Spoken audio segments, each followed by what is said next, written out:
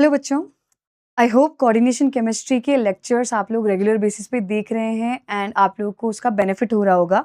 Last class में हम लोगों ने डिस्कशन किया था कि किस तरीके से हम लोग लिखेंगे आईयूपीएसी नेम कोऑर्डिनेशन कंपाउंड्स का। आज उसी क्लास को आगे की तरफ बढ़ाएंगे और आज हम लोग सीखने वाले हैं how to write the chemical formula of a coordination compound by its name. मतलब अब हमें क्या करना है, हमें नेम ऑलरेडी गिवन होगा, उस नेम का यूज लेके हम क्या करेंगे, फॉर्मूला डिराइव करेंगे। ठीक है, तो पहले ना इस चीज के हम लोग रूल समझ लेते हैं कि कौन कौन से रूल काम में आएंगे। देखो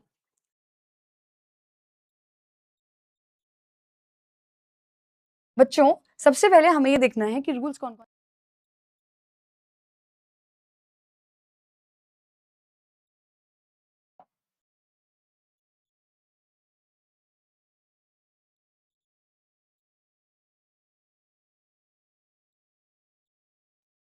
तो नॉमेनक्लेचर करने के लिए पहले रूल नंबर 1 क्या होगा, जब भी हम लोग नेम लिखेंगे तो हमें पॉजिटिव पार्ट पहले लिखना है और नेगेटिव पार्ट उसके बाद में लिखेंगे। हमने पहले भी ये चीज पढ़ रखी है कि काउंटर आयन जो होगा वो पॉजिटिव भी हो सकता है, नेगेटिव भी हो सकता है। मेरी जो एंटिटी होगी वो पॉजिटिव पार्ट में भी हो सकती है और नेगेटिव पार्ट में हो सकती है। जब भी नेम लिखा होता है तो नेम में जनरली क्या होता है, आगे की तरफ वाला पार्ट क्या होगा, पॉजिटिव पार्ट, और पीछे की तरफ वाला पार्ट क्या होगा, नेगेटिव पार्ट। ये चीज हमें ध्यान रखनी है। ठीक है, तो रूल नंबर 1 क्या हो गया, राइट पॉजिटिव पार्ट फर्स्ट। आप लोग को पॉजिटिव पार्ट पहले लिखना है, फॉलोड बाय नेगेटिव पार्ट। ठीक है, पीछे की तरफ क्या लिख लेंगे हम लोग, नेगेटिव पार्ट। ये हो गया पॉइंट नंबर 1। अच्छा, सेकंड, हमने कहा हमारे पास में जो कोऑर्डिनेशन एंटिटी होती है वो पॉजिटिव भी हो सकती है, नेगेटिव भी हो सकती है, वो न्यूट्रल भी हो सकती है, तीनों चीजें हो सकती है। तो अब एंटिटी को कैसे लिखा जाएगा, तो इतने सारे क्वेश्चन करने के बाद में अभी हमें ये पता है कि जब भी हम लोग एंटिटी लिखते हैं उसमें पहले क्या लिखा जाता है, सेंट्रल मेटल एटम, और उसके बाद में क्या लिखे जाते हैं, लिगेंड्स। तो हमेशा ध्यान रखना, इन कोऑर्डिनेशन एंटिटी फर्क नहीं पड़ेगा कोऑर्डिनेशन एंटिटी आपकी पॉजिटिव है या नेगेटिव है। In coordination entity right the symbol of central metal atom first। क्या करना है, पहले सिंबल लिखना है सेंट्रल मेटल एटम का, उसके बाद में क्या करेंगे, उसके बाद में आपको क्या करना है, लिगेंड्स लिखने हैं। अब लिगेंड्स कितने हैं उसके अकॉर्डिंग हम लिगेंड्स लिखेंगे। लेट्स से मेरे पास एक ही टाइप का लिगेंड है, तो मुझे क्या करना है, उस एक ही टाइप के लिगेंड का नंबर देखना है और उसको स्क्वायर ब्रैकेट में एनक्लोज करके बाहर की तरफ नंबर लिख देना है। तो थर्ड रूल क्या रहेगा, after writing CMA right the symbol of ligand along with its number है ना। क्या करना है, उसका नंबर भी लिखना पड़ेगा। बट ये कहानी तो हो गई कब की, जब मेरे पास में जो लिगेंड हो वो एक ही टाइप का हो। लेट्स से अगर मेरे पास में लिगेंड्स मल्टीपल टाइप के आ गए तब क्या करेंगे, उसको किस तरीके से रखेंगे, है ना। अब सुनो मेरी बात ध्यान से, देखो जब ना हमारे पास में पुरानी बुक्स चला करती थी ना, तो उसमें क्या होता था, उसमें ऐसा होता था,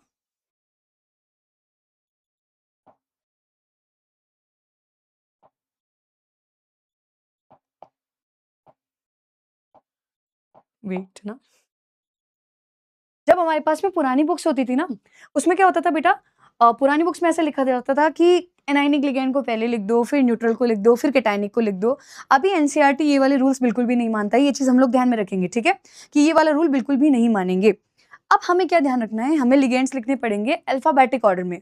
अब अल्फाबेटिक ऑर्डर कौन सा, उसका नेम का नहीं, अल्फाबेटिक ऑर्डर उसके सिंबल का। जैसे मैं एग्जांपल से समझाती हूँ, लेट्स से किसी कॉम्प्लेक्स के अंदर आपके पास में फ्लोराइड भी था, मान लो आपके पास में फ्लोराइड भी था, आपके पास में क्लोराइड भी था, आपके पास में ब्रोमाइड भी था, आपके पास में आयोडाइड भी था, किसी सिंबल के अंदर, है ना, किसी कंपाउंड के अंदर।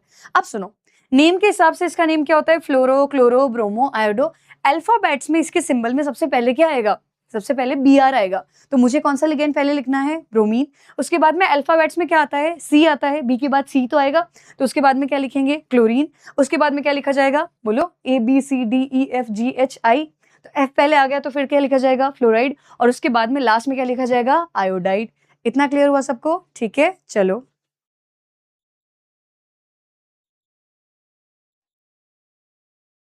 चलो ये तो हो गया। अब मान लो मेरे पास लिगेंड ही ऐसा आ गया, लेट्स से मेरे पास में एक लिगेंड था अमोनिया, मेरे पास में एक लिगेंड है H2O। ध्यान रखना मैंने बोला है सिंबल के हिसाब से देखेंगे अल्फाबेट्स, ना कि उनके नेम के हिसाब से। नेम के हिसाब से तो ये एक्वा होता है और ये क्या हो गया अमाइन, ऐसे चेक नहीं करना है।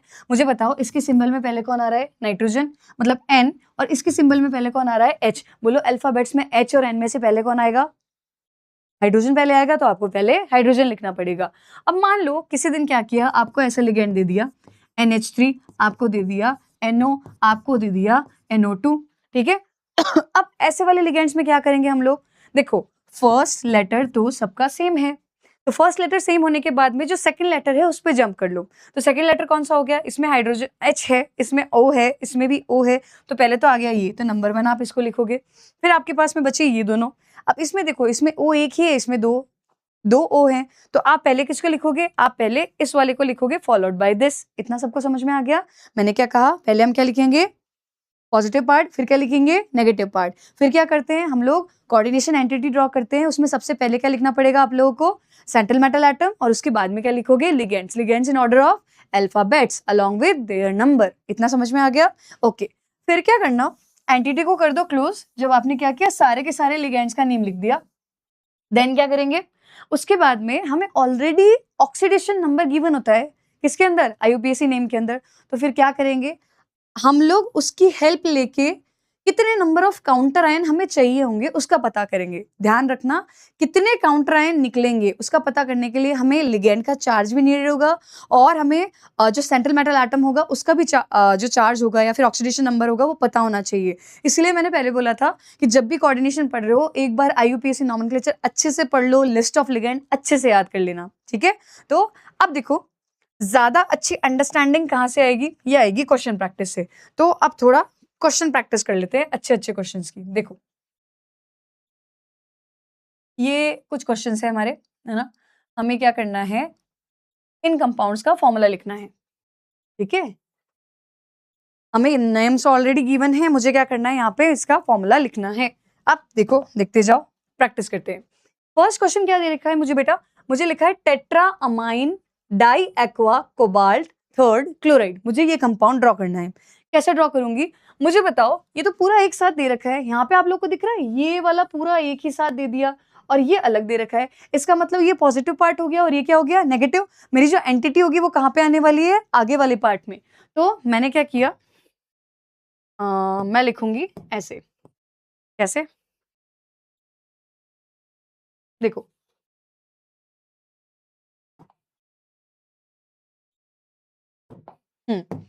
अब दिखे ठीक है। देखो बच्चों यहाँ पे देखना, मुझे पहले लिखना पड़ेगा एंटिटी, तो मैंने ड्रॉ किया एंटिटी।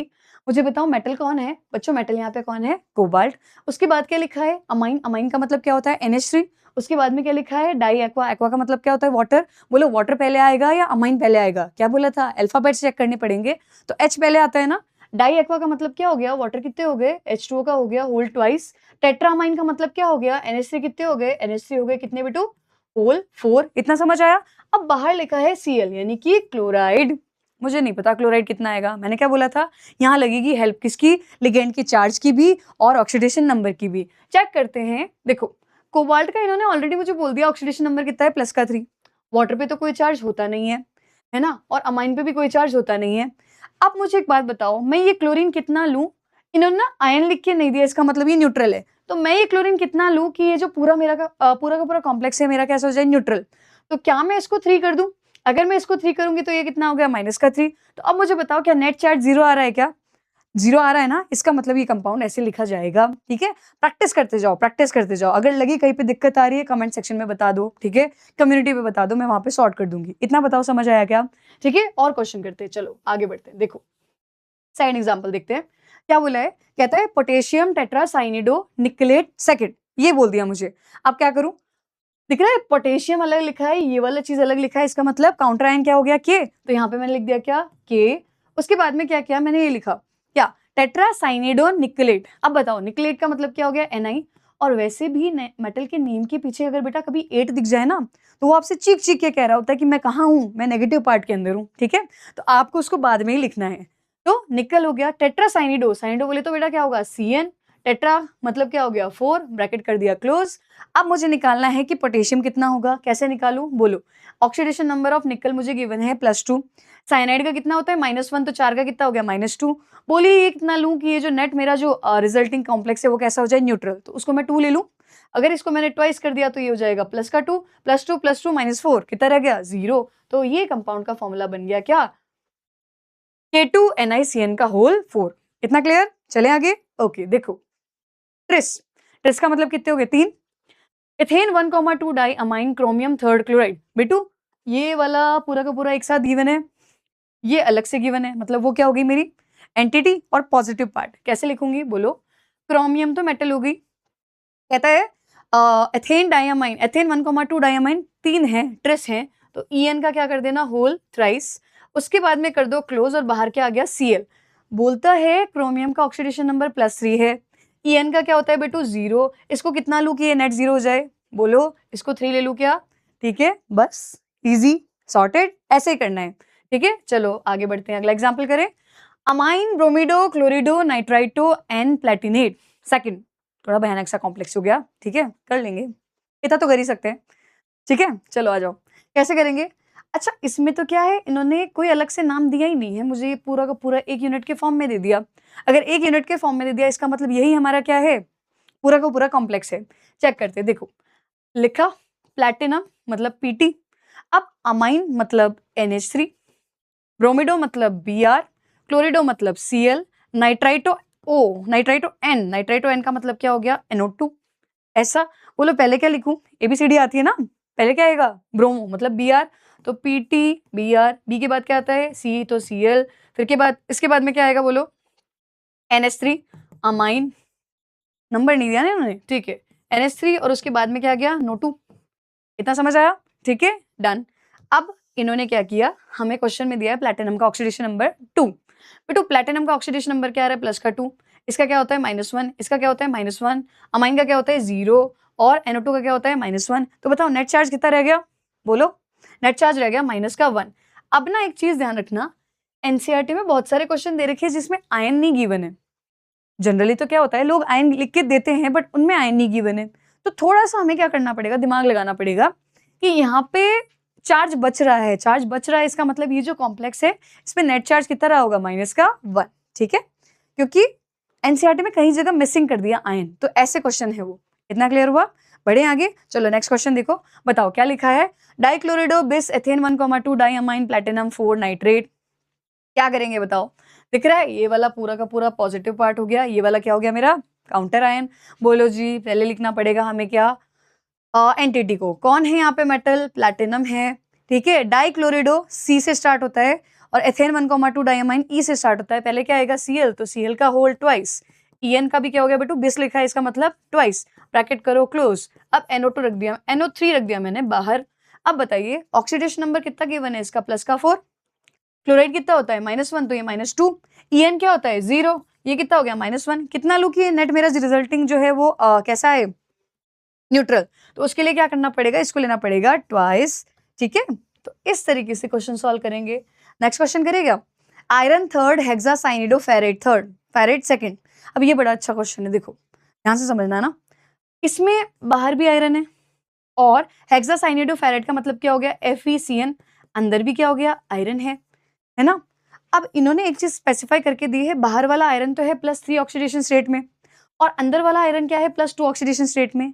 अब आप इस कॉम्प्लेक्स को किस तरीके से सेट करोगे या कितने नंबर से मल्टीप्लाई करोगे कि ये रिजल्टिंग कॉम्प्लेक्स न्यूट्रल रहे। तो आपको याद है आप कुछ ऐसा करते थे जब छोटी क्लास में थे, है ना, जब तुम छोटे बच्चे थे बड़ी शरारत करते थे, तो कुछ ऐसा करते थे क्या कि A2B3 ऐसा ऐसा कुछ लिख के दिया, इसको ऐसे रखते थे, इसको इधर रखते थे, फिर क्या करते थे इसको लिखते थे A+3, इसको लिखते थे B-2, बस ऐसा ऐसा कुछ ही करना है ना। तो क्या करोगे देखो मुझे बताओ, यहाँ पे क्या दिया है Fe पे +3, इसका मतलब ये कितना होना चाहिए थ्राइस। अब सीधा मत कर देना +2, ये पूरा कॉम्प्लेक्स है। मुझे तो एक बात बताओ, इस आयरन का ऑक्सीडेशन नंबर +2 आए, इसके लिए इस एंटिटी पे चार्ज कितना होना चाहिए, ध्यान से देखो। क्या मैं इसको ऐसे लिख दूं क्या, FeCN का होल 4 -4। अच्छा मुझे कैसे पता चला, इन्होंने बोला इसका है +2, एक साइनाइड -1 होता है तो 4 क्या हो गए माइनस के नहीं 6 थे ना, 4 क्या हो गए -6, तो -6 में से +2 गया तो नेट चार्ज कितना रह रहा है 4, तो यहाँ ध्यान रखना इस एंटिटी पे बेटू जो ऑक्सीडेशन नंबर जो चार्ज है ना वो कितना आ रहा है, वो आ रहा है हमारा -4। तो क्या करना पड़ेगा, इधर तो है बोलो बोलो -4, इधर क्या है +3, बस मल्टीप्लाई कर दो तो आपका फॉर्मूला क्या बनेगा Fe4 FeCN का होल 6 और बाहर की तरफ क्या आ जाएगा थ्राइस। इतना क्लियर हुआ, बढ़े आगे। चलो नेक्स्ट देखो, नेक्स्ट एग्जाम्पल है हमारे ये, है ना। नेक्स्ट एग्जाम्पल देखो क्या दिया है भाई, बोला है कहता है हेक्सामाइन कोबाल्ट सल्फेट, ये दे रखा है मुझे, ठीक है। बताओ ये तो हो गई पॉजिटिव पार्ट, ये क्या हो गया नेगेटिव पार्ट, एंटिटी पहले लिखना है। बोलो कोबाल्ट CO पहले आएगा, हेक्सामाइन मतलब क्या हो गया, अमोनिया के मॉलिक्यूल कितने हो गए बेटू 6, ब्रैकेट करो क्लोज, बाहर लिखो सल्फेट, ऑक्सीडेशन नंबर कितना बताया वहां पे +3, तो ये +3 है, ये कितना है 0 है, और ये कितना है -2, फंस गए। ऐसे कौन से नंबर से मल्टीप्लाई करूं कि ये पूरा न्यूट्रल हो जाए। अब क्या होगा, इसको अगर डबल भी कर रहे हो तो वो बचेगा। तो आपको थोड़ा ऐसा दिमाग लगाना है कि इस पूरे को कितने से मल्टीप्लाई करूं और इसको कितने से मल्टीप्लाई करूं कि दोनों में इक्वल चार्जेस आ जाए।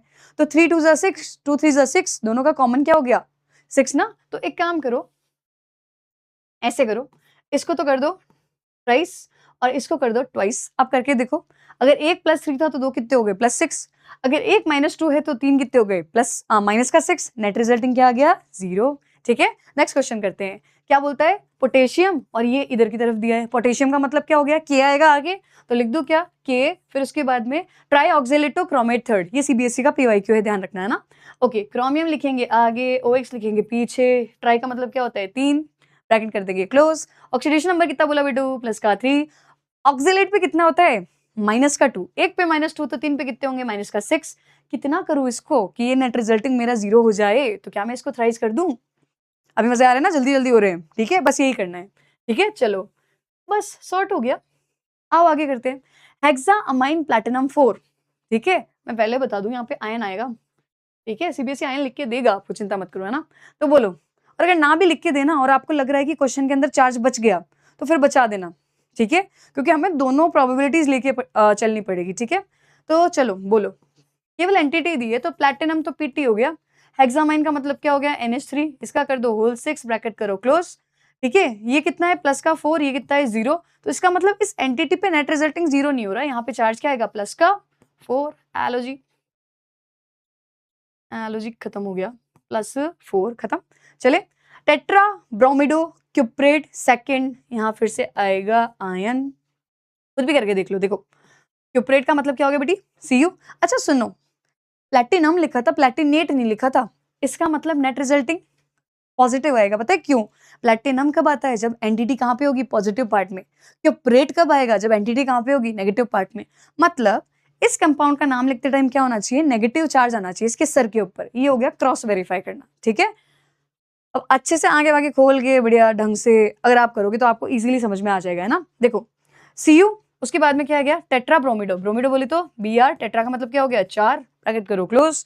कॉपर का ऑक्सीडेशन नंबर +2, एक ब्रोमीन पे -4 तो 4 पे कितना होगा -1, तो 4 पे कितना होगा -4, नेट रिजल्टिंग क्या बच रहा है -2।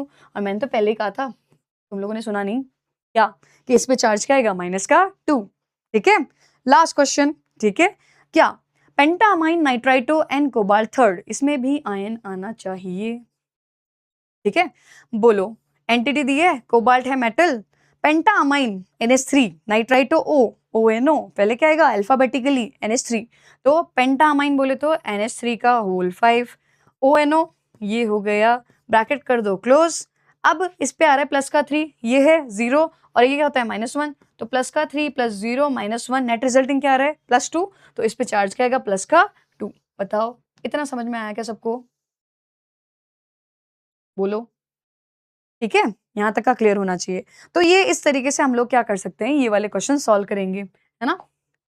चलो भाई, तो अब हमने सीख लिया फॉर्मूला से IUPAC नेम कैसे लिखेंगे और नेम से फॉर्मूलाज कैसे लिखेंगे, ठीक है। अब आप लोग क्या करना, NCERT के क्वेश्चन की प्रैक्टिस करना। मैं PYQ की एक अच्छी सी DPP कम्युनिटी पोस्ट में डाल दूंगी, टेलीग्राम पे डाल दूंगी, प्लस में उसका जो भी सॉल्यूशन होगा वो भी प्रोवाइड करा दूंगी। आप लोग जब भी वीडियो देखो, जो भी आपके सजेशन हो प्लीज मुझे बताओ, ठीक है।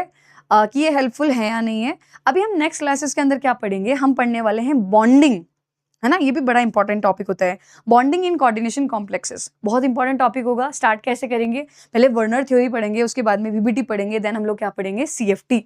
जब ये तीनों कंप्लीट होंगे तो लास्ट में हम लोग चलेंगे colour of the complex, isomerism, ठीक है, और एक और टॉपिक होता है सिनर्जिक बॉन्डिंग, ठीक है। बस बढ़िया मेहनत करते रहो, पढ़ते रहो, है ना?